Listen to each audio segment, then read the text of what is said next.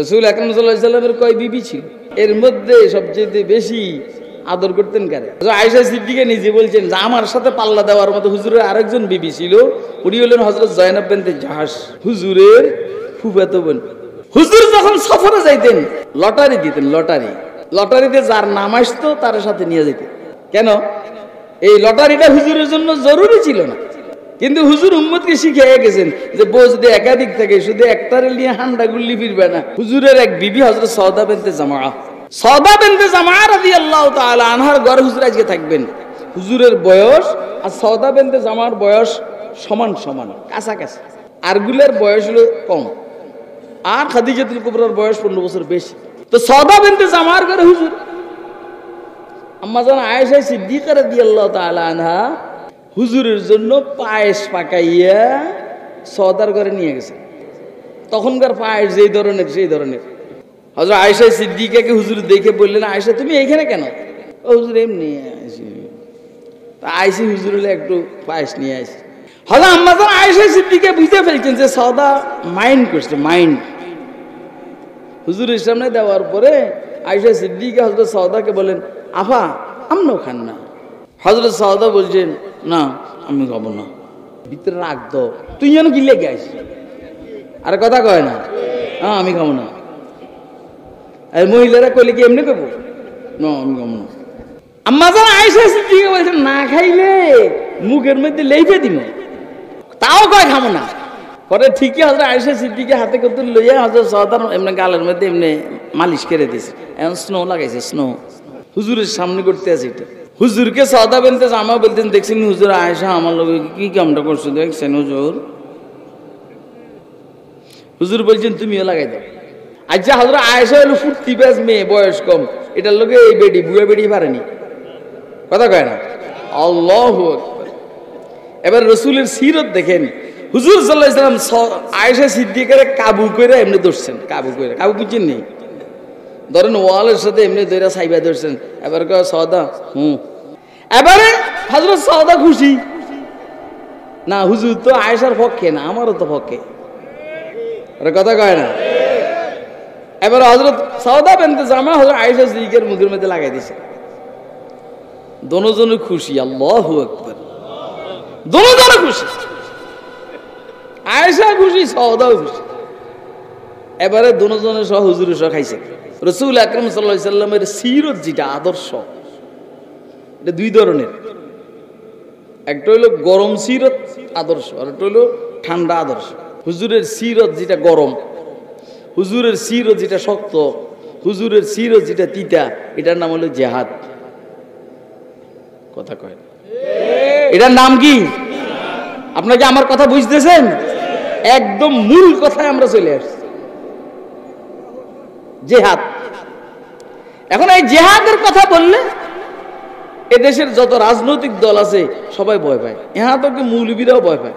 কারণ মৌলবী তখন টেনশন করে, ইন্না লিল্লাহি রে, আমার তো মসজিদের ইমামতি যাইব রে, কথা কয় না, ইন্না লিল্লাহি রে, আমার তো মসজিদের ইমামতি যাইব রে, কথা কয় না কেন? মৌলবীরাও ভয় পায়।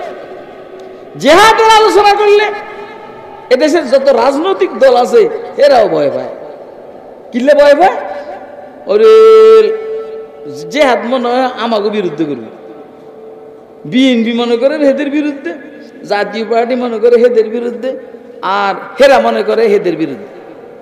হেদের নাম এখন আর নিতেছি না, কেন? এদিন পয়সা গেছে গা, কথা কয় না কেন? এর পয়সা যাওয়ার কারণে এদের নাম নিতে আমার শরম লাগে। চোর আর চুরির নাম নেওয়ার দরকার আছে? যে পরিমাণ মাস্তানি বাংলার জমিনে তারা 16-17 বছর দেখাইছে, এদের আর নাম নিতে মনে চায় না, কথা কয় না? 2009 56 জন সেনা সদস্য যারা দেশপ্রেমিক সেনা কমান্ডার, এদেরকে হত্যার মাধ্যমে কাম শুরু করছে আল্লাহর নাম লইয়া। 2013-তে পুরো শাপলা সত্তর রঙিন করে ফেলাইছে, কথা কয় না? 2021-এ বাংলাদেশের উপর একটা টর্নেডো গেছে, উম্মতের উলামায়ে কেরামকে, হাজার হাজার উলামায়ে কেরামকে গ্রেফতার করছে। 2024-এ আল্লাহ কয় আর কত, 3 বার সহ্য করছি, চতুর্থবার আর নয়, এরপরে তাও 1-1.5 মানুষ এরা শাহাদাতের সূরা পান করছে। এরপর আল্লাহ পাকের দয়া হয়েছে, কোন রকম পলাইয়া বাইছে। কথা কয় না? 45 মিনিট আগেও জানে না কি হবে। প্রথম দিকে তো নাস্তাও করে নাই, সকালবেলায় আগে খোঁজ খবর নিয়েছি কি অবস্থা, মোটামুটি তখনকার রিপোর্ট হইলো ভালো, নাস্তাটা করছে। পরে নিজের হাতে বালকেরা ফাঁকাইছে, এগুলো আমরা জানি, আমাদের বাসার পাশে বাসা। পরে নিজের হাতে বালকেরা ফাঁকাইছে, সব অনেক মেহমান আসবে, এদেরকে নিয়ে খাবে।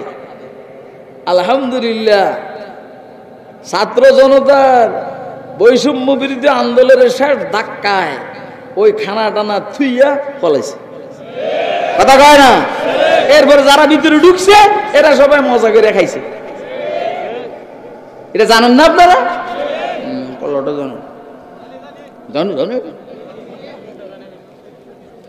আল্লাহ তুমি সবাইকে বুঝার তৌফিক দান করো। এই বেটা সবার লাই হেদায়েতে দোয়া করে না, কার কাছে শিখছে এগুলো?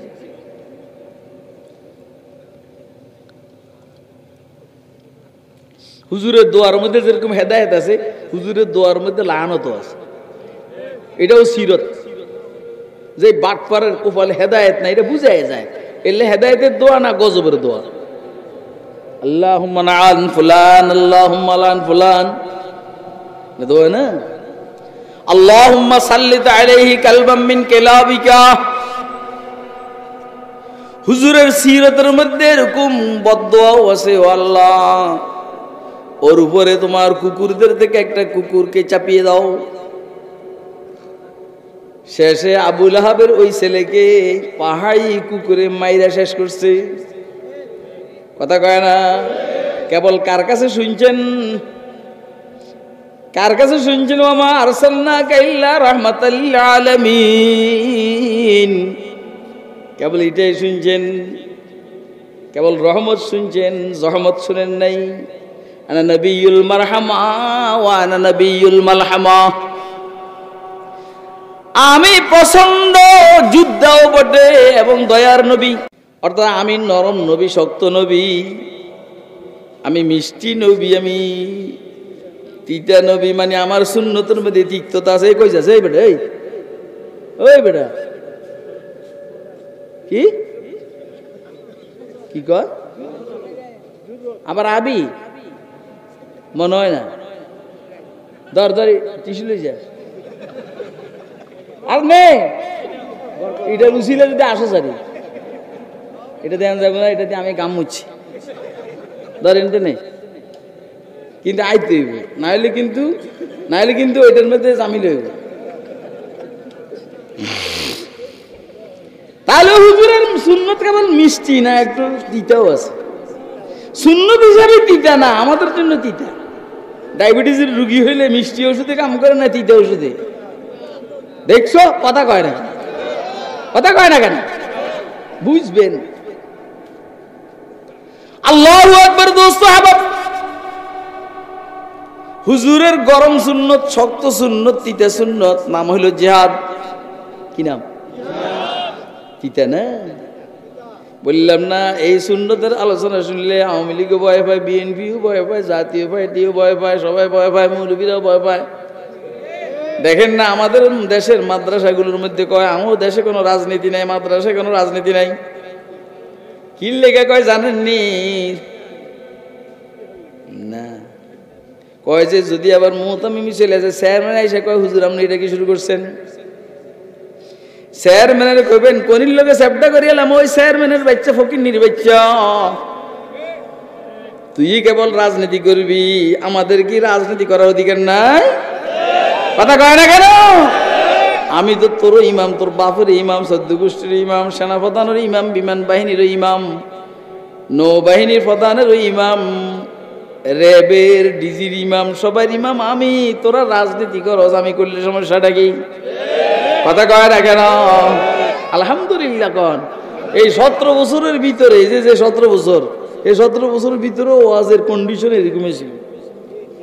বড় আর আমারটা করতে আছে, আপনি কি ঠিক আমরা জানেননি? বড় বড় নেতাদের সামনে ওয়াজ এমনি করছি। আমি কি কই হে কি কই আমি কইলাম যে আমি এমনি ওয়াজ করছি যেমনি অন করি পারমিশন লাগেনি বেটা দেশ হইলো আমার পারমিশন নেবো কার থেকে আরে কথা কয় না বেটা তোকে মতো বউনি বেটা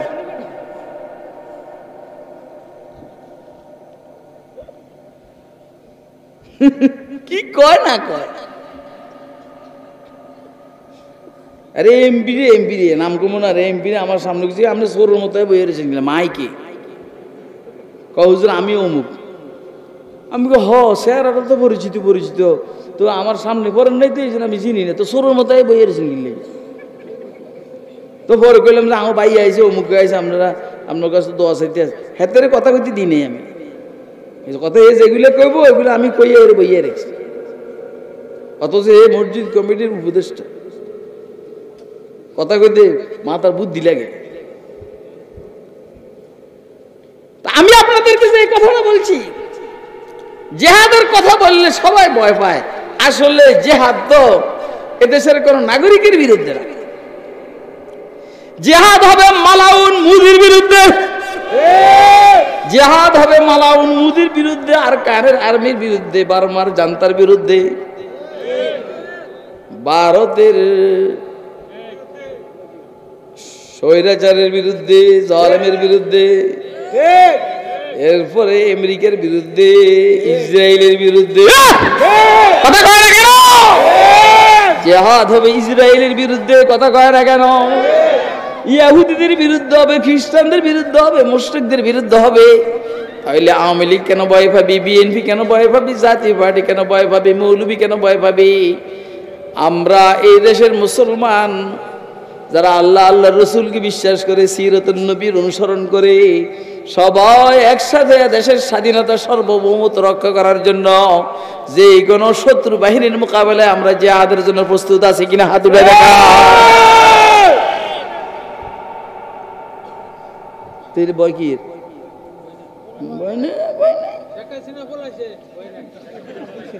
থাকলে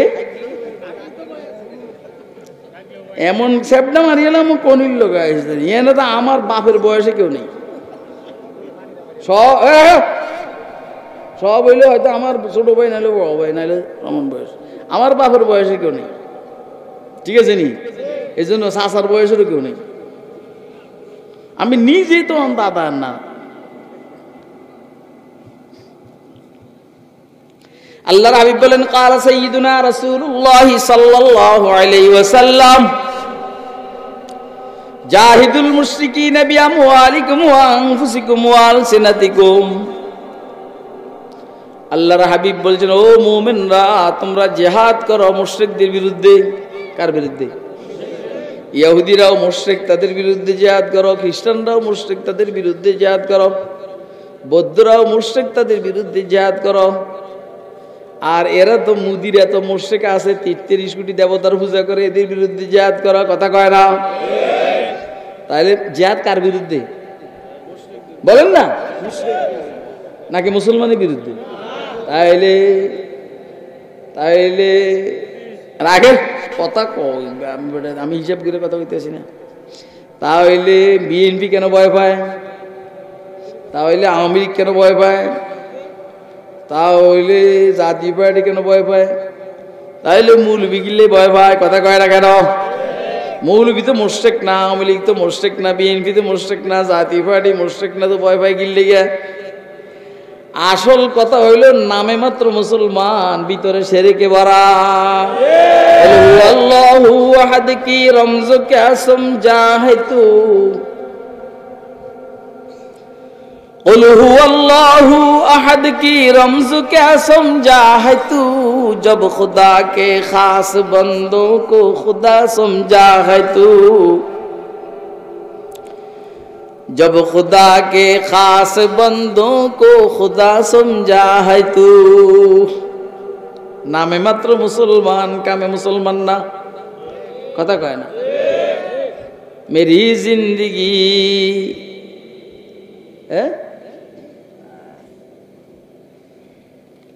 चुमे गोयम मुसलमानम बलरजम কে দানম মুশকিলাতে লা ইলাহা। আমি যখন বলি আমি মুসলমান,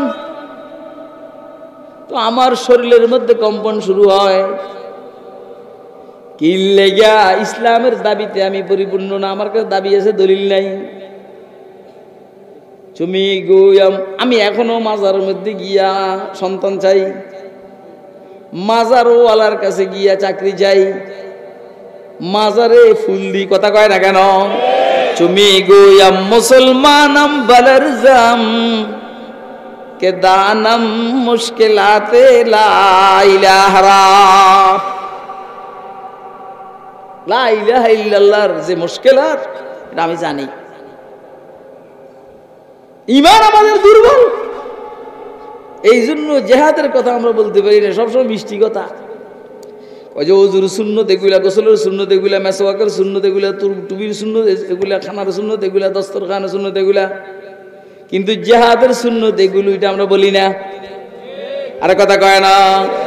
মেরি জিন্দিগি কা মকসদ দরে দি কি সরফরাজি, मेरी जिंदगी का मकसद तेरे दी की सरफराजी, मैं इसीलिए मुसलमान, मैं इसीलिए नमाजी। दोस्तों अब রাত্র অনেক হয়ে গেছে, আপনাদের ধৈর্য গুলাবে না, আমারও সময় কম। আর কতক্ষণ? সারাদিন জার্নি, দুপুরে খানা খাই নাই, না খাইয়ে 3 বিস্কুটের ওয়াজ।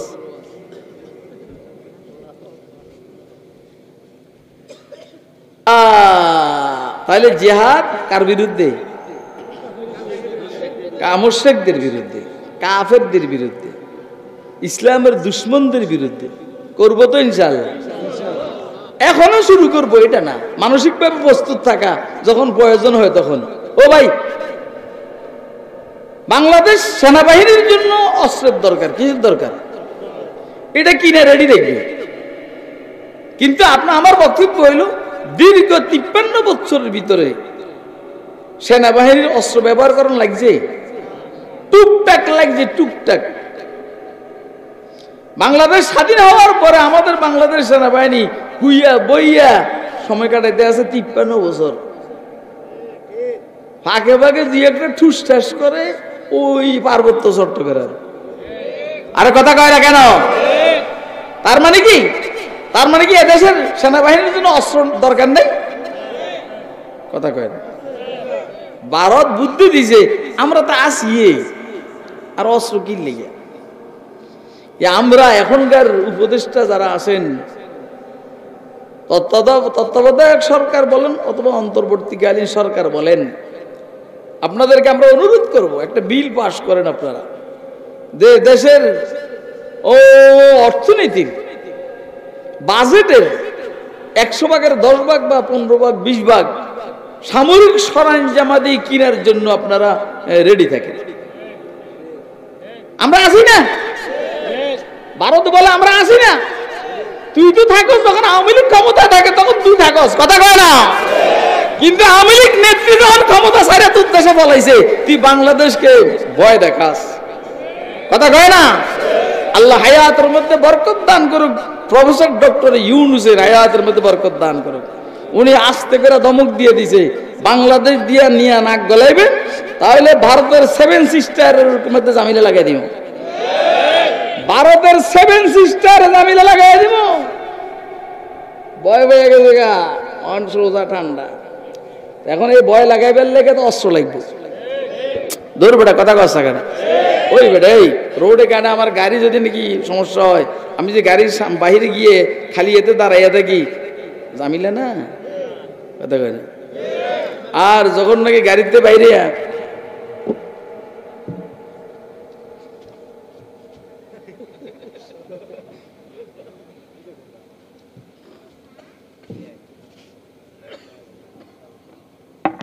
গাড়িতে বাইরে যদি এমনি দাঁড়াইয়া থাকি, এখন জামিলা আইব সামনে, কথা কয় না? স্টাইল তো ভিন্ন। আপনি অস্ত্রবাদে অন্য দেশের সামরিক বাহিনীর সামনে কি করবেন? এই জন্য অস্ত্র দরকার আছে না নাই? আপনাকে আমার কথা বুঝতেছেন? কে কে বুঝতেছে না তুলে দেখান। এই জন্য আমি মৌলবীদেরকে বলবো, ওলামায়ে কেরামকে, আপনারা জনগণ এটা পারবেন না, মৌলবীদেরকে বলবো এই মোটামুটি 50 বছর যার বয়স হয়েছে সবাই একটা শক্ত লাঠি নিয়ে আসবে। আমার বয়স যখন 50-53 হয়েছে তখন থেকে আমি লাঠি ব্যবহার করি। আমার লাঠি 9000 টাকার উপরেও আছে এক লাঠির দাম।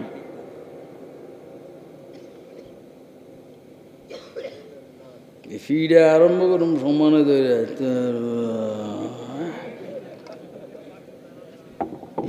না। আসলে কি আপনারা আমার কথা বুঝতেছেন?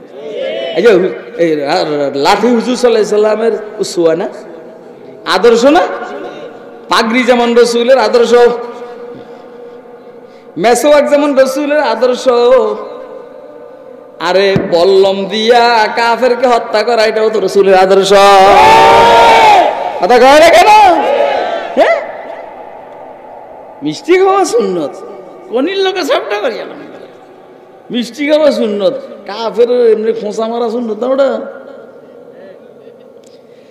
জাহিদুল মুশরিকিনা বিআমওয়ালিকুম ওয়া আনফুসিকুম ওয়া আলসানাতিকুম, মুশরিকদের বিরুদ্ধে জিহাদ করো তোমার নিজের জান দিয়া, মাল দিয়া, জবান দিয়া। এখন আমরা জান আর মাল খরচ করতে পারতেছি না, অন্তত জবান দিয়ে আপনাদেরকে উদ্বুদ্ধ করতে আসি। কথা কয় না? রসুলের সুন্নত কিনা বলেন না, রসুলের আদর্শ কিনা বলেন না। হ্যাঁ, রসুল দীর্ঘ 13 বছর ঠান্ডা সুন্নত, মিষ্টি সুন্নত, নরম সুন্নতের উপর আমল করছে, যেগুলোর ওয়াজ আমার ভাই মুফতি আহমদ আলী সাহেব করছেন। খুযিল আফওয়া ওয়া আমুর বিল উরফি ওয়া আরিদ আনিল জাহিলিন, সিলমান কাতাআকা ওয়া আসিন ইলা মান আসা ইলাইকা, সিলমান কাতাআকা ওয়া আফু আম্মান যালামাকা ওয়া আসিন ইলা মান আসা ইলাইকা। আমি এখানে আসার পরে ওযু করতে করতে শুনতে আছি, ওয়াজগুলো করতে আছি। কথা কয় না? এগুলা সব নরম সুন্নত। কি সুন্নত বলেন? কি সুন্নত? এগুলা সব ঠান্ডা সুন্নত। সিলমান কাতাআকা, যে তোমার সাথে আত্মীয়তার বন্ধন নষ্ট করবে, তুমি আত্মীয়তার বন্ধন মজবুত করো। তোমার যদি কেউ শালা কয় তুমি কবে দুলা ভাই। কথা কয় না? এটা সব নরম সুন্নত। আর যে তোমার উপরে জুলুম করবে তুমি তারে মাফ করে দাও। এখন যদি উনি তো ওয়াজ করছেন, এটা আমাদের হিসাবে ওয়াজ করছেন, ঠিকই আছে, কিন্তু আমি যদি ওনার একটা ঘুষি দিই তো জুলুম করলাম না? উনি কি আমার মাফ করে দিব? মুমিন সিংহে মানুষ, ছায়ের পাইলে 5টা দিব আমার। কথা কয় না? একে কাটতে হ্যাঁ, কাটতে দিব না। ওয়াজ করা সহজ মিয়া। ওয়াফু আম্মান যালামাকা, যে তোমার উপর জুলুম করে তুমি তারা মাফ করে দাও। মজার ঘটনা হইল, ওনার লগে আমার কথা হয়েছে, কয় যে আমরা যে গত কয়েকদিন আগে মোমিন সিং কই আসছিলাম, শহর টেকনিক্যাল মাঠে আসছিলাম। কয় যে কিল লেগে আমি যাই নাই, জানেনি ভাই আমি কিল লেগে? কয় 60টা বেদ পাইছি এই জন্য যাই নাই। তো ওনার লগে আমার কথা হয়েছে, তো বেদবের নাম কইছে আর আমি বলি শুনেন এই বেদব টেদব নিয়ে চলন লাগে। কথা কয় না? এটা আপনাদের কোনো দরকারটা কি? যদ্দূর কইছি এর দূরে তো যথেষ্ট। ওয়াজ করা সহজ, কিন্তু আমল করা কঠিন। কথা কয় না? ওয়াজ করা সহজ, তাহলে যাই ওয়াজ করছে ভালো বয়ান করছে, কিন্তু সেটা কি নরম সুন্নত। কথা কয় না? ঠান্ডা সুন্নত। কথা কয় না? মিঠা সুন্নত। আজকে আমাদের আলোচ্য বিষয় কি মিঠা সুন্নত না তিতা সুন্নত? এমনি আপনি মুরব্বী মানুষ, কথা কন না, আমার কথা কি খারাপ লাগে? তাইলে এমনি রয়েছেন। আজকে আমাদের আলোচ্য বিষয় কি মিঠা সুন্নত না তিতা সুন্নত? ঠান্ডা সুন্নত না গরম সুন্নত?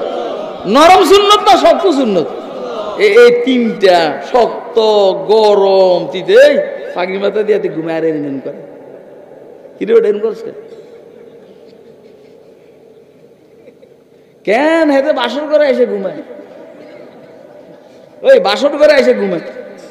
কি পাগড়ি মাথার দিছে, বাসর করে এসে ঘুমায়, শরীরে মাল নাই।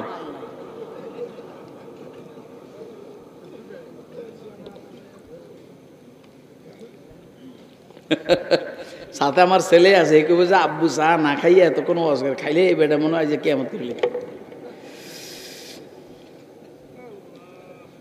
গরম ওয়াজ সবার কাছে ভালো লাগে না, কথা কয় না? শক্ত ওয়াজ সবার কাছে কি লাগে না, আবার নরমটাও সবার কাছে ভালো লাগে না। একটা বিপদে আছে, এই জন্য দুটোটা মিলে ওয়াজ করানো লাগে। তো শক্ত ওয়াজ হইল, শক্ত সুন্নত হইল জেহাদ, গরম সুন্নত হইল জেহাদ, তিতা সুন্নত আদর্শ হইল জেহাদ। হুজুর বলেন জেহাদের এত দাম খেয়াল করেন, এই বাঙালি। হুজুর বলেন আমার উম্মতের কেউ যদি 2 বার উট দহন করার মাঝখানের সময়,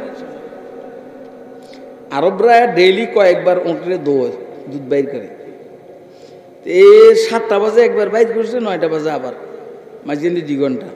এটাকে আরবিতে বলে ফুয়াকা না কাতি। হুজুর বলছেন আমার উম্মতের কেউ যদি নাকি 2 বার উট দহন করার সমপরিমাণ আল্লাহ রাস্তায় জিহাদ করে, তার জন্য জান্নাত ওয়াজিব। আমরা এরকম কোন সুন্নত আছে যে এক সুন্নতের উপরে আমল করলে, এত অল্প টাইম আমল করলে জান্নাত ওয়াজিব? কথা বুঝেন না আপনারা? হুজুর আরেকটা কথা বলছেন, বেহেশতে যাওয়ার অনেকগুলো রাস্তা আছে, সবগুলো লম্বা লম্বা। 30 বছর মেসওয়াক করতে হবে, 40 বছর আউয়াবিন চাষটা ইশরাক করতে হবে, আজীবন পাগড়ি মাথা দিতে হবে, লম্বা টাইম লম্বা টাইম লম্বা টাইম। এরপরও মরার পরে জান্নাত নয়, প্রশ্নের উত্তর দিতে পারলে জান্নাতি পোশাক, প্রশ্নের উত্তর দিতে পারলে জান্নাতি বিছানা, প্রশ্নের উত্তর দিতে পারলে জান্নাতের সাথে সম্পর্ক, জান্নাতে যাবে না। কিন্তু রসুল বলছেন কেউ যদি জিহাদ করে, জিহাদ আর শাহাদাত বরণ করে, মাত্র জিহাদ শুরু করলে মাত্র শহীদ হয়ে গেল, সাথে সাথে বেহেশতে চলে গেল। আল্লাহর হাবিব বলেন আল জিহাদ মুখতাসারু তারিকিন ইলাল জান্নাহ, জিহাদ বেহেশতে যাওয়ার সবচেয়ে শর্টকাট রাস্তা। সুবহানাল্লাহ। এই জন্য আমি আপনাদেরকে বলি, একটু শুনলেন, আব্দুল কাদের জিলানী রহমতুল্লাহ আলাইহি জান্নাতে যাবেন, মগর এখনো যান নাই, গ্যারান পাইতে আছে। বায়াজিদ বুস্তামি জান্নাতে যাবেন, মগর এখনো যান নাই, গ্যারান পাইতে আছে। হযরতে বাহাউদ্দিন জাকারিয়া নকশবন্দি জান্নাতে যান নাই, যাবেন, মগর গ্যারান পাইতে আছে, কথা কয় না? হযরত নিজামউদ্দিন মাহবুব এলাহি জান্নাতে যাবেন, এখনো যান নাই, গ্যারান পাইতে আছে। মঈনুদ্দিন চিশতি, সাজাজি, আজমিরি, জুনায়েদ বাগদাদি, শিবিলি, আরো বুজুর্গ যারা আছে, বাবা ফরিদউদ্দিন মাসউদ গঞ্জে শুকুর রহমতুল্লাহ আলাইহি, খাজা কুতুবউদ্দিন বখতিয়ারে কাকি রহমতুল্লাহ আলাইহি জান্নাতে যান নাই, যাবেন, মগর গ্যারান পাইতে আছে। কিন্তু আমার বক্তব্য হলো, এখন যারা ফিলিস্তিনের ইসরায়েলের বিরুদ্ধে জিহাদ করতে আছে, এখন যারা হামাসের ফিলিস্তিনের হইয়া ইসরায়েলের বিরুদ্ধে জিহাদ করতে আছে, এখন যারা হিজবুল্লাহ ইসরায়েলের বিরুদ্ধে জিহাদ করতে আছে, পৃথিবীর বিভিন্ন জায়গায় ছিটিয়ে থাকা মুজাহিদরা ঠিক মতো নামাজ পড়ে না, নামাজ পড়ার সুযোগ পায় না। রসুল বলছেন মরতে দেরি, জান্নাতে যেতে দেরি না। করবেন নি জিহাদের ডাক আসলে ইনশাআল্লাহ রাজি আছেন তো? কে রাজি আছেন হাতে দেখেন তো।